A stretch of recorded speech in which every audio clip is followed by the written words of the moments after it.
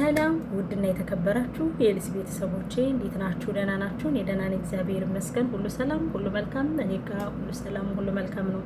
ላይክ፣ ሼር፣ ሰብስክራይብ እያደረጋችሁ ቤተሰብ ሁኑኝ፣ አበረታቱኝ። ዛሬ የመጣሁላችሁ በአዲስ ቪዲዮ በአዲስ መረጃ ነው። ይህ ምንድነው? ስለ ኑሐሚን አዲስ ቪዲዮ አዲስ መረጃ ዛሬ ተለቋል። ክፍል 26 ማለት ነው። እንግዲህ ላይክ ሼር ሰብስክራይብ እያደረጋችሁ ቤተሰብ እንደምትሆኑኝም እንደምታበረታቱኝም ከወዲሁ እርዳታችሁ እንደሚያስፈልገኝ ቀደም ብዬ እናገራለሁና ውዶችዬ፣ ማሮችዬ፣ ፍቅሮችዬ ትላልቻ ቢባና ፕሊስ ላይክ ሼር ሰብስክራይብ እያደረጋችሁ እርዳታችሁ እፈልጋለሁ። እኔ አሁን ያለሁበት ቦታ ትንሽ ከባድ ስለሆነ እዚህ ጋር ለመውጣት አሁን ካለሁበት ከባድ ነገር ለመውጣት የእናንተ እርዳታ ያስፈልገኛል ማለት ነው። እሱም ደግሞ የቪዲዮን ሼር በማድረግ ላይክ በማድረግ ዋናር እንዲወጣ አድርጉልኝና እኔ ከዚህ ካለሁበት እንደወጣ ማለት ነው። እርዳታችሁ ያስፈልገኛል ማለት ነው። ይሄን ከወዲሁ የምነግራችሁ ምንድነው ነው ያለሁበት አሁን በጣም ከባድ ነገር ውስጥ ስለሆነ ከወዲሁ እርዳታችሁን እጠይቃለሁ ማለት ነው። እኔ በእርዳታ መጥቼ አላውቅምና እርዳታችሁ ደግሞ ለኔ የሚያስፈልገኝ ላይክ እና ሼር ሰብስክራይብ ያደረጋችሁ ወደ ትልቅ ቻናል እንዲደርስና ትልቁ ቻናሎችም ደግሞ የቻናል አይተው ሼር እና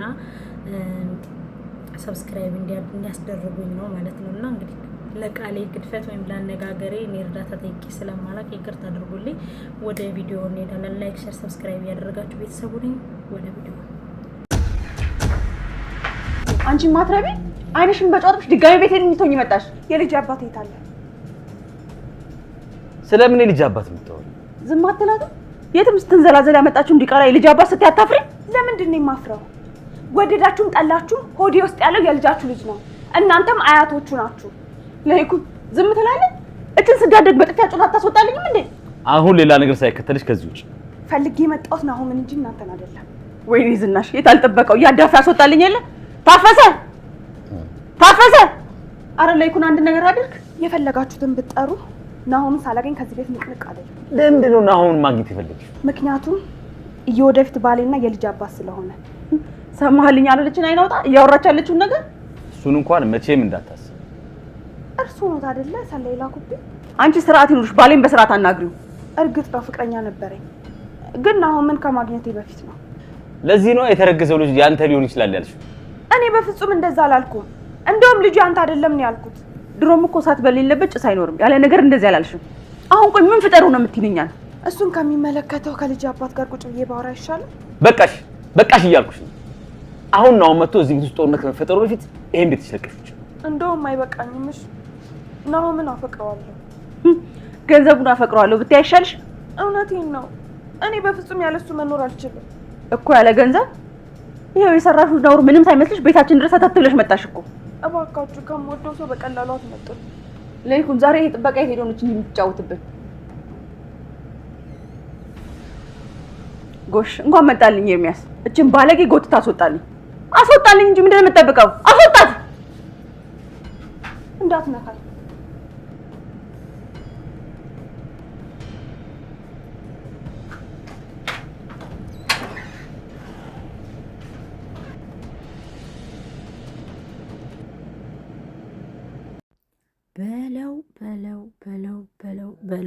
በለው አይን ያወጣ ፍጥጫ ትላላችሁ። ይሄ ላይ ነው ጉድ።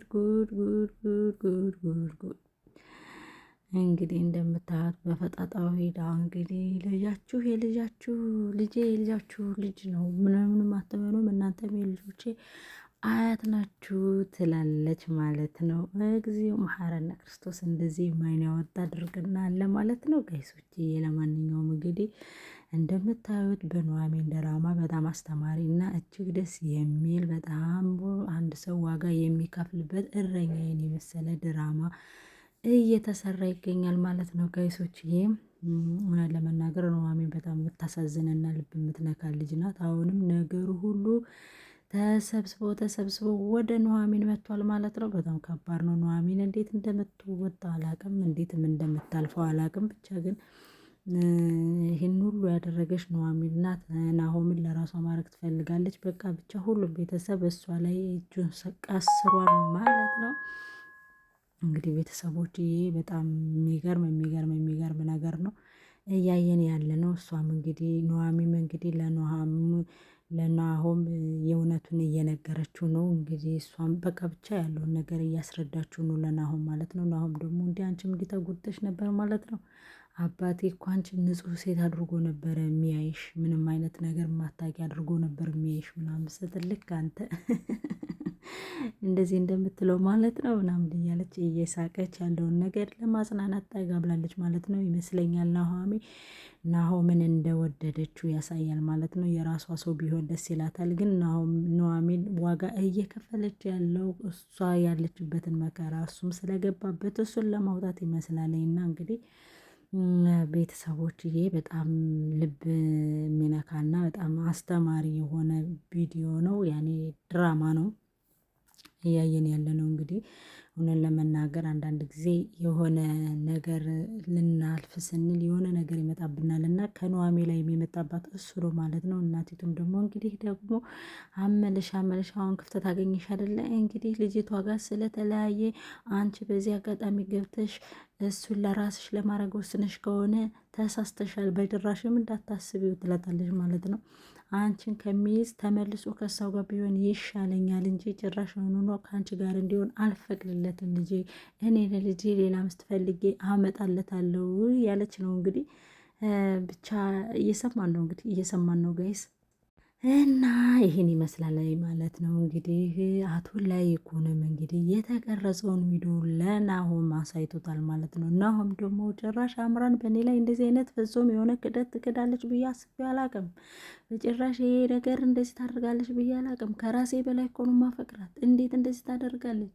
በጭራሽ ይሄ ነገር አይሆንም ምናምን ሄደን እገላታለሁ ብሎ ወደ አምራን ሄዳል ማለት ነው። ከአምራን ደግሞ ከአብርሃም ጋር ስልክ እያወራች ቪዲዮ እንደተቀረጽሽ እና የላይኩን አባት እያሰልልሽ እንደሆነ ሽንት ቤት ያወራነውን ነገር ሪከርድ ተደርጎ ለላይኩን ደርሶታልና ባልሽ እሳት ጎርቶ እሳት ለብሶ እየመጣልሽ ነው ወደ አንቺ ይላታል ማለት ነው። ከዛ እንደዛ ሲላት እንዴት ይሄንማ ሆን ብላ ያደረገችው ኑሐሚን ናት፣ እኔና የሱን ህይወት ለመበጥበጥ ይህን ነገር ሆን ብላ ያቀደችውና ያሰበችው እሷ ናት ትላለች ማለት ነው። ከዛ በኋላ እሷን እዚህ ውስጥ አታስገቢያት ይላታል። ኧረ እባክህ ለምንድን ነው ማላስገባት? አስገባታለሁ እንጂ እሷ ናት ሆን ብላ ህይወቴን ለመበሰቃቀል እንደዚህ ያደረገችው እሷ ናት ይህን ሁሉ ነገር ያደረገችና እኔ ደግሞ ይሄ ነገር እኔና ናሆም አብረን መሆን ማንችል ከሆነ ያንተንና የእሷን ነገር ፍርጥርጥ አድርጌ ለናሆም እነግረዋለሁ፣ ጉዳችሁን ነው ማወጣው፣ አንተም ለምን እዛ ቤት እንደገባ ሚስጥራችሁን አወጣዋለሁ እያለች ነው እንግዲህ አምራን። እሷን እዚህ ውስጥ አታስገቢያት እኮ ነው የምልሽ። አቶ ላይኩን ላንቺ ሰላይ ልኮብሻል። ለምን አንቺ አልተቀረስሽም? ለምን አንተ አልተቀረስክም ታዲያ ስትለው እኔ ተሸፋፍኜ ስለነበረ ነው ይላትና ይነግራታል። ከዛም በኋላ ናሆም ደግሞ እሳት ለብሶ እሳት ጎርሶ ይሄዳል ወደ እሷ ስትሄድ ስልክ እያወራች ስልኩን ትተውና ደንግጣ ምንድን ነው ስትላት አንቺ እንዴት በእኔ ይህን ያክል ክህደት እንዴት ትፈጽሚያለሽ? እንዴት ይህን ያክል ነገር ከኔ ላይ ታደርጊያለሽ? ልጁ የማን ነው ምናምን ስትለው ድንግጥ ትልና እሷ ደግሞ እያለቀሰች ናሆም የማይሆን ነገር አታደርግ፣ ናሆም የማይሆን ነገር ምን እንዳደርግ ነው ሁለተኛ ከአጠገቤ እንዳትደርሽ ይላትና ይሄዳል ማለት ነው። ከዛ አብርሃምም እየሰማ አብሮ የሚያወሩትን ከስልኩ አልተዘጋም ነበረ እየሰማ ነበረ ማለት ነው። ከዛ በኋላ በቃ ብቻ በጣም የሚያሳዝን ነገር ሁሉም ነገር ወደ ኑሐሚን ተቆልሏል ማለት ነው። ብቻ ከባድ ነው። ኑሐሚን እንግዲህ እግዚአብሔር ይርዳሽ፣ እዚህ ከገባሽበት ማቅ እግዚአብሔር እንደሚያወጣሽ ተስፋ አደርጋለሁ። በጣም ከባድ ነው ማለት ነው ያለችበት ሁኔታ። ኑሐሚን ከቂጥ እየተከተለች ከስር እየተከተለች አይዞህ አንተ ያለፍክበትን እኛም አልፈነዋል አንተ እንትን ያልክበት ይሄንም እኛም እንደዚህ ልባችን ተሰብሯል። እኔ እኮ አምራን ትክደኛለች ብዬ አላሰብኩም። በጣም ከራሴ በላይ ነው መወዳት። እኛም እኮ ራሳችን በላይ ወደን ነው ሲሆን የተጎዳን። ችግሩ እኮ እሱ ነው ምናምን እያለ መጠጡን አብራ ትጠጣለች፣ ታጽናናዋለች ምናምን ማለቃቻ በደካማ ጎኑ ኑሐሚን ገብታለች ማለት ነው። እንግዲህ ሪከርድ ማድረግላችሁ ሌሊት ነው ያኔ ከእንቅልፌ ነቅቼ ነው ልጆቹን ወደ ትምህርት ቤት ልሰድና ለድምፄ ጥራት ይቅርታ አድርጉልኝ እያልኩኝ ነው እንግዲህ ሪካርድ እያደረኩላችሁ ያለ። ብቻ ግን እዚህ ቪዲዮ በጣም ብዙ የተማርንበትና ብዙ ያስተዋልንበት ይመስለኛል ቤተሰቦችዬ። እና ለማንኛውም ግን ኑሃሚን እንግዲህ ከስር ከስር እየተከተለች እሱን እያጽናናችሁ ነው ማለት ነው።